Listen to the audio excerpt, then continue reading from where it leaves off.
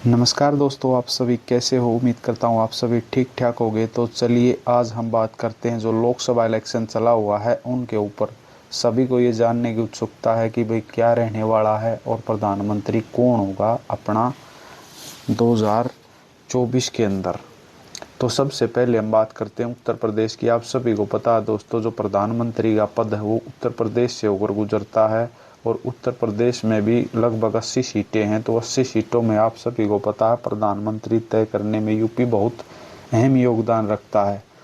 तो यूपी की अगर बात करें तो 80 सीटें, जिसमें 54 बीजेपी को और 26 कांग्रेस को यहाँ बीजेपी बढ़त बनाती हुई नजर आ रही है। उसके बाद अगर हम बात करें महाराष्ट्र की, यहाँ बीजेपी 20 और कांग्रेस 28, यहाँ कांग्रेस बाजी मारती हुई नजर आ रही है। बंगाल की अगर बात करें तो बीजेपी 12 और कांग्रेस 30, यहाँ कांग्रेस बढ़त बनाती हुई नजर आ रही है। अगर हम अगले राज्य की बात करें तो बिहार में 12 बीजेपी और कांग्रेस 28, यहाँ बुरी तरह बीजेपी हारने वाली है और कांग्रेस बढ़त बनाती हुई नजर आ रही है दोस्तों। अगर हम अगले राज्य की बात करें, अगले राज्य की अगर हम बात करें वो तमिलनाडु है, जिसमें कांग्रेस एक तरफी जीत लिए हुए नजर आ रही है, जिसमें 27 कांग्रेस और 12 बीजेपी। तो यहाँ बिल्कुल एक तरफा मुकाबला देखने को मिलेगा। कांग्रेस एक तरफी जीत देख सकते हो आप। अगर हम बात करें मध्य प्रदेश की तो बीजेपी 15 कांग्रेस 14, या नेक टू नेक फाइट है दोस्तों। बिल्कुल कुछ भी हो सकता है इस स्टेट में, दोनों की खास टक्कर है दोस्तों। अगर हम बात करें अगले राज्य की कर्नाटका की, तो कर्नाटका में कांग्रेस बढ़त नजर बना रही है, मतलब बढ़त बनाती हुई नजर आ रही है, जिसमें बीजेपी 11 और कांग्रेस 17 लिए हुए नजर आ रही है। कर्नाटक एक मेन स्टेट है साउथ का, और दोस्तों यहाँ कांग्रेस जीत चुकी है। और कर्नाटका में अगर आप देखोगे तो लगभग साउथ में हर जगह ये बनाती हुई नजर आ रही है। अब मेन राज्य पर अगर बात करें गुजरात की, तो गुजरात में बीजेपी का पलड़ा बहुत भारी है, बहुत भारी। यहाँ कांग्रेस बिल्कुल सिमट कर रह गई है। अभी तक नेक टू नेक फाइट चल रही है जितनी सीटों का अभी तक हमने आकलन किया है। अब आते हैं आंध्र प्रदेश में। यहाँ बिल्कुल सेम ही प्रोसेस नज़र आ रही है, कोई खास अंतर नहीं है। अदर को ज़्यादा मिलने वाली सीटें 8 कांग्रेस और 2 बीजेपी, यहाँ दोनों की सेम सेम ही पोजीशन है। और अगर कुल पर बात करें तो हल्की बढ़त कांग्रेस ने यहाँ तक बना ली है। राजस्थान में बिल्कुल नेक टू नेक फाइट है, कांग्रेस 13 और बीजेपी 12, 25 सीटें हैं राजस्थान की। अगर हम अगली स्टेट की बात करें तो अगली स्टेट है भाई उड़ीसा। उड़ीसा में भी बिल्कुल सेम सेम है, इन दोनों की कोई खास सी वो नहीं है। अदर को ज़्यादा सीटें आने वाली हैं 21 सीटों में से, और कुल में यहाँ कांग्रेस बढ़ती हुई नज़र आ रही है धीरे धीरे। उड़ीसा के बाद हम केरल में चलते हैं। तो केरल की अगर बात करें तो 20 सीटों में से बिल्कुल खाता भी खोलती हुई नज़र नहीं आ रही बीजेपी। 15 सीटें कांग्रेस और 5 अदर के पाले में जा सकती हैं। और केरल मेन स्टेट रहने वाला है साउथ का। अगर केरल के बाद हम बात करें तेलंगाना की, तो तेलंगाना में चलते हैं। 17 सीटों में से 12 कांग्रेस और बीजेपी की 5 सीटें नज़र आ रही हैं भाई।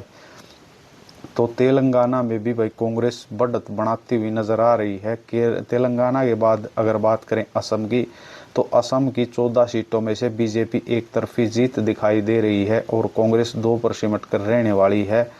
असम का इलेक्शन बिल्कुल बीजेपी के पक्ष में जाने वाला है। झारखंड की अगर बात करें तो 14 सीटों में से नेक टू नेक फाइट है, कांग्रेस की 8 और बीजेपी की 6 सीटें मिलती हुई नजर आ रही हैं। और धीरे धीरे कुल में कांग्रेस बढ़त नजर आ रही है बनाती हुई। पंजाब में बिल्कुल सिमट जाएगी बीजेपी।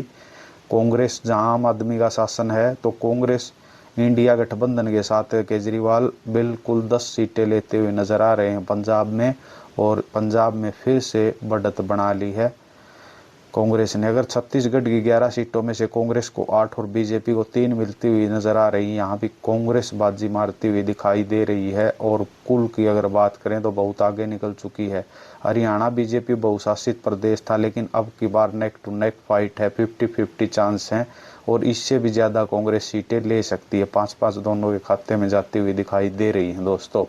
अगर हम अगले की बात करें तो दिल्ली में बिल्कुल 2 सीटें भी बड़ी मुश्किल है आनी बीजेपी की, लेकिन 2 सीटें मान के चलो आप 5 कांग्रेस की, कुल 7 सीटें हैं दिल्ली में। यहाँ भी कांग्रेस बढ़त बनाती हुई नजर आ रही है।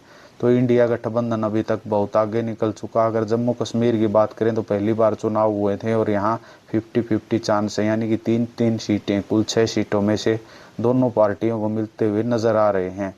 जम्मू कश्मीर का इलेक्शन भी अहम था इस बार दोस्तों। अगर बात करें उत्तराखंड की तो 5 सीटों में से 3 कांग्रेस और 2 बीजेपी, यहाँ भी कांग्रेस बाजी मारती हुई दिखाई दे रही है दोस्तों। अब हम बात करते हैं उत्तराखंड राज्य के बाद जो है, उत्तराखंड तो मतलब कम ही सीटें हैं, हिमाचल है जैसे उत्तराखंड है, तो हिमाचल की अगर हम बात करें तो 4 सीटों में से 3 कांग्रेस और 1 बीजेपी, ये छोटी छोटी सीटें हार जीत तय करती हैं दोस्तों। यहाँ भी अगर हम बात करें तो कांग्रेस बाजी मारती हुई दिखाई दे रही है दोस्तों।